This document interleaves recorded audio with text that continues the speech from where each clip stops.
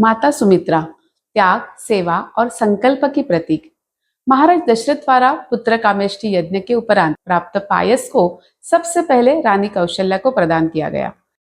रानी कौशल्या ने उसे श्रद्धा, प्रेम और पूर्ण विश्वास से तुरंत ग्रहण किया। इसके पश्चात बचे हुए पायस का आधा भाग रानी सुमित्रा को दिया गया, किंतु सुमित्रा ने उसे तत्काल ग्रहण न करते हुए अपने हाथों में ही रखा।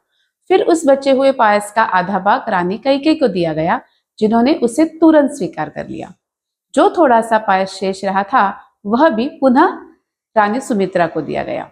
पायस को हाथ में लेते ही रानी सुमित्रा ने एक अद्भुत संकल्प किया। मेरा एक पुत्र रानी कौशल्या के पुत्र का और दूसरा रानी कैकेयी के पुत्र का सेवानिष्ठ भक्त होगा। इस प्रकार गर्भाधान से पूर्व ही माता सुमित्रा ने अपने दोनों पुत्रों के जीवन को सेवा के संस्कार से ओतप्रोत करने का संकल्प किया था। हम रामायण में देखते हैं कि लक्ष्मण जी के जीवन में भगवान श्री राम ही सर्वस्व थे। भले ही उन्हें वनवास का आदेश न मिला हो, फिर भी वो 14 वर्ष तक बिना सोए, बिना किसी शिकायत के प्रभु श्री राम और माता सीता की सेवा में तत्पर रहे। उसी प्रकार शत्रुघ्न ने 14 वर्षों तक भरत के साथ नंदीग्राम में रहकर राजकाज की पूरी जिम्मेदारी निस्वार्थ भाव से निभाई। माता सुमित्रा के इस महान संकल्प की अभिव्यक्ति हम लक्ष्मण और शत्रुघ्न के आचरण में स्पष्ट रूप से देख सकते हैं। वाल्मीकि रामायण में वर्णन मिलता है कि वनगमन के समय माता सुमित्रा ने लक्ष्मण को उपदेश दिया, अब तुम्हें राम और सीता को ही अपने माता पिता समझकर सेवा करनी है। यह वचन केवल निर्देश नहीं था, बल्कि वह सेवा और समर्पण की भावना का मूल था।